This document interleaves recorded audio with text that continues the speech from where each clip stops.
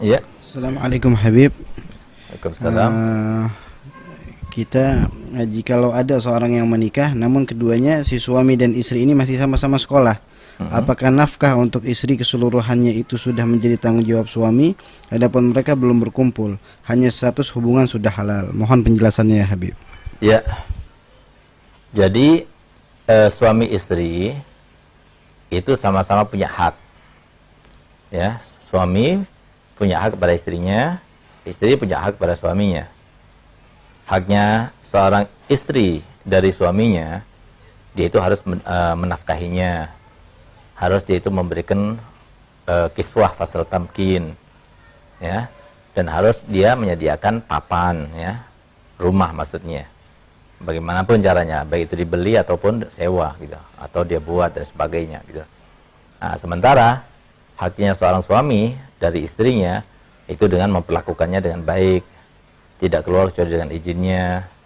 Nah, kemudian kalau diminta untuk bersenang-senang, dia nggak boleh menolak dan sebagainya. Itu diantara hak-hak yang Allah wajibkan kepada pasangan suami istri itu. Nah, tapi kewajiban tersebut tidaklah wajib langsung dengan akad. Wajibnya itu dengan tamkin. Faham? Nah, tamkin itu apa? Tamkin itu kapan seorang istri sudah membiarkan dirinya dan mempersilahkan kepada suami untuk menikmati dirinya, itu namanya tamkin. Nah, kalau selama itu belum terlaksana, maka selama itu pula belum berkewajiban. Nah, gitu. Jadi, kalau sudah tamkin, maka wajib suami itu tuh menyediakan kiswah, fasal tamkin, ya, atau sandang, pangan, sama papan itu harus disiapkan oleh suami, gitu. Nah, kalau si perempuan itu cerdas, dia tahu ilmu agama, dia bakal begini, misalnya apa? Dia kawin sama-sama mondok masih 2 tahun lagi atau 3 tahun lagi baru kawin beneran misalnya. Nah, dari sekarang dia bilang, suamiku, kapan kamu mau, aku siap untuk melayanimu. Nah, mulai saat itu dia wajib dia menafkahi. Jangan bilang aja ya, jadi biar nggak ketahuan. Nah, kalau dia bilang begitu, wajib pada lakinya itu untuk menafkahinya, sehingga apa, uang pondoknya dia wajib yang menyediakan, gitu ya. Nah, jadi seperti itu. Nah, itu tamkin itu namanya. Jadi fasal nafkah, yaum walaila, begitu pula kiswah, fasal tamkin, begitu pula tempat dan sebagainya, itu semuanya itu wajib pada suami untuk istrinya ketika dia itu sudah tamkin. Nah, tapi belum tamkin berarti nggak wajib. Nah, tapi sholatnya dilipat gandakan sampai 70 kali lipat, sudah dilipatkan gandakan. Nah, karena apa, dengan orang sudah kawin itu beda, statusnya itu beda, gitu. Nah, jadi kalau orang sudah kawin, walaupun cuma kawin akad siri ya, tapi perasaan itu sudah beda, gitu. Nah, sehingga sholatnya sudah beda. Jadi cara berpikirnya, pola pikirnya itu nggak seperti sebelumnya. Nah, sebelumnya dia bebas, tapi sekarang dia sudah kawin. Nah, gerak-geriknya itu paling tidak terbatasi dengan batasan keluarganya si istri itu, atau kerabatnya, atau orang yang tahu. Sehingga kalau dia itu ketahuan begini-begini, nanti pasti akan jadi masalah. Nah, itu sudah tereduksi itu, sudah terkurangi itu. Makanya pahala daripada sholatnya sudah bertambah. Jadi kenapa sih orang kalau sudah kawin itu sholatnya itu pahalanya seperti sholat orang yang belum kawin 70 kali lipatnya? Kenapa? Nah, karena orang kalau sudah kawin, problematika kehidupannya itu lebih banyak. Tapi kalau orang belum kawin, problematika kehidupannya itu sedikit. Dan banyaknya pahala yang didapatkan oleh seorang tergantung kepada problema. Tambah banyak problemanya, tambah disayang sama Allah, tambah besar pahalanya. Makanya Nabi SAW memberikan suatu standarisasi dari pahala yang akan kita dapatkan, gadrul ajar ala gadrin nasab. Jadi kadar pahala yang akan kita dapatkan itu dengan kadar kecapean kita, kepenatan kita. Tambah penat, tambah capek, tambah berat, tambah besar pahalanya. Jadi seperti itu. Biasanya orang kalau kawin itu seperti anak-anak muda nih yang di depan kita ini. Dia nggak mau kawin, Fahri nggak mau kawin, kenapa? Takut dia. Karena beban. Kawin itu gini-gini nanti beban, nggak mau beban, anak mau bebas saja. Itu yang bikin dia itu jadi min syiraril khalqi, gitu loh. Karena Nabi SAW bersabda, syirarukum uzzabukum. Yang paling jelek antara kalian belum kawin ini kan mau bebas dia, nggak mau terikat, nggak mau terbebani, gitu. Orang itu harus terbebani, hidup itu harus terbebani. Mustahil orang itu nggak terbebani. Nggak ada orang hidup tanpa beban.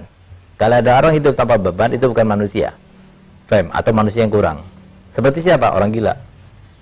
Itu kurang beban. Nah, kenapa? Karena dia nggak punya pikiran. Pikirannya digunakan untuk beban, itu nggak ada lagi sudah. Sehingga bebas itu. Lihat orang gila itu. Ketawa sendiri, ya kan? Nah, itu kan menggambarkan apa? Menggambarkan kesenangan. Orang ketawa senang kan? Nanti nangis sendiri. Kalau ditanya kenapa mau nangis, tanya sama orang gila, kenapa mau nangis? Dia nggak bakal jawab. Kenapa? Dia nggak ngerti kenapa dia nangis. Nah, tapi kalau orang yang waras, ya pasti terbebani gitu. Jadi soleha-solehanya seorang wanita, ya pasti namanya Allah Ta'ala ciptakan perempuan itu sebagai cobaan bagi laki-laki itu, ya pasti ada gitu ya. Nah, dan Allah Ta'ala itu pasti akan mengkaitkan dengan sesuatu yang berat pada dirinya. Baik itu suami yang soleh atau istri yang solihah, itu pasti pasangannya itu akan mendapatkan setimpal daripada rasa beban itu ada gitu. Karena memang Allah Ta'ala ciptakan manusia itu seperti itu. Laqad khalaqnal insana fi kabad. Kami ciptakan manusia itu selalu dalam kesusahan. Nah, itu nanti setelah kita meninggal, makanya saya punya abah itu bilang, istirahat itu bukan di dunia. Kalau kita istirahat di villa, istirahat di hotel bintang 5 misalnya, itu bukan istirahat. Tetap saja kita terbebani. Kenapa? Pikiran itu membebani kita. Dan nggak mungkin kita itu lepas dari pikiran, nggak mungkin. Kecuali dengan mabuk ya, yang kita itu nggak sadar lagi. Makanya orang-orang yang tidak takut pada Allah Ta'ala, dia itu ingin lepas dari beban. Gimana caranya? Ingin lepas dari beban dengan cara dia itu minum-minum, lupa dia segalanya. Fly dan sebagainya. Makanya dosanya dosa besar yang semacam itu. Nah, orang nggak boleh terlepas daripada beban, nggak boleh. Dan kita terbebani dengan istri, harus. Terbebani dengan anak, harus. Terbebani dengan diri sendiri, harus. Terbebani dengan lintasan ucapan kita, tindakan kita, harus. Hukumnya wajib gitu. Harus terbebani gitu. Dan kenapa? Karena setiap orang itu dituntut untuk menjadi seseorang yang bertanggung jawab terhadap apa? Bebannya. Tanggung jawab itu beban. Anak yang bertanggung jawab ini, anak harus bilang apa ini? Nah, ini kan beban itu. Anak harus bilang apa? Itu kan sudah beban kepada dirinya gitu. Jadi anggota badan kita ini, ya kan diminta bertanggung jawaban nih. Kita makan piring ya, sepiring kita makan, lalu ada 1 butir, 2 butir lagi dibiarkan, itu beban kita. Nanti bakal ditanya. Sumalatus alunna yawma idzin anin naim. Jadi walaupun nikmatnya kecil, Allah akan tanya. Wa may ya'mal mithqala dzarratin khairan yarah wa may ya'mal mithqala dzarratin syarran yarah. Pasti akan ditanya oleh Allah Ta'ala. Itu beban. Nah, tambah banyak bebannya, ketahuilah tambah disayang sama Allah Ta'ala. Tambah banyak masalahnya, ketahuilah bahwasanya Allah Ta'ala tambah sayang kepada orang itu. Nah, jadi seperti itu. Jadi gimana orang yang banyak bebannya itu? Ya, sabar. Sabar dan sabar. Nah, jadi nggak ada kata lain. Jadi kata saya punya abah, kalau seumpama kamu terbebani dengan suatu beban, kesusahan, kesedihan dan sebagainya, elus dada, lalu angkat kepala, lihat kepada Allah Ta'ala. Udah. Emang Allah Ta'ala gak ada di langit, ya. Allah Ta'ala itu tidak terkait dengan jihah. Allah Ta'ala itu ada di mana-mana, dan tidak ada terkait dengan jihah gitu. Allah Ta'ala ada selalu, bahkan Allah Ta'ala lebih dekat kepada hablul warid, ya. Nah, tapi kita lihat ke atas langit itu karena biasanya kalau doa itu kita angkat ke atas langit itu. Arsy Allah itu di atas sana gitu. Nah, Nah, jadi artinya apa? Pasrah kepada Allah.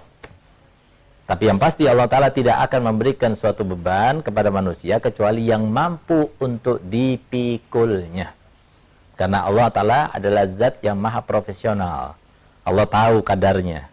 Gak mungkin Allah Ta'ala memberikan kadar beban atau kadar cobaan yang melebihi daripada kemampuannya, gak mungkin. Pasti mampu. Nah, jadi dengan kita itu meyakini yang semacam itu, insya Allah kita bisa lewati. Ya enjoy saja, hidup itu enjoy aja. Walaupun ada beban, enjoy gitu loh. Nah, jadi walaupun sakit gigi, senyum, gitu loh. Bisa kan? Bisa aja gitu loh. Lalu lupain aja gitu loh. Nah, jadi kadang-kadang kalau kita itu misalnya ya, di antara kiat untuk kita itu supaya saat sakit terasa tidak sakit. Gimana caranya? Mengingat sesuatu yang menyenangkan, membahagiakan. Dan itu diantara kiatnya. Di antara metode yang diajarkan oleh para pakar itu seperti itu. Nah, itu pula itu yang harus kita terapkan. Gitu. Jadi saat kita sedih, ingat Nabi Muhammad. Kesedihan Nabi Muhammad itu nggak ada apa-apanya. Kita ini sedih, ini nggak ada apa-apanya. Gitu. Nah, jadi terobati, jadi kita semangat. Nah, itu yang harus kita lakukan. Itu harus kita lakukan. Nah, tapi kalau terbebani, semua orang ada bebannya. Jangan kita katakan, ya Allah kenapa sih hanya aku?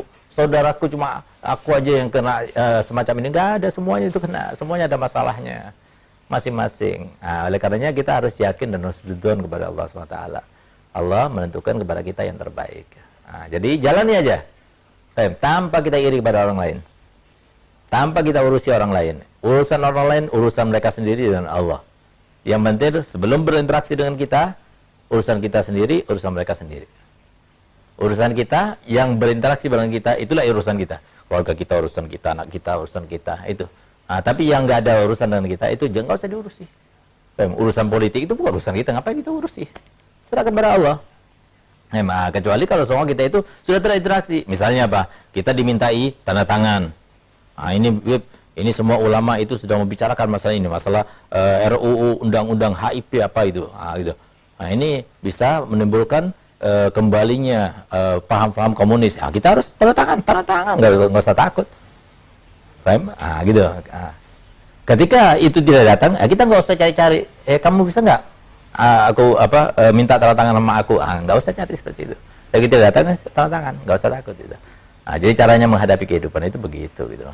Jadi jangan cari-cari masalah, tapi jangan lari dari masalah.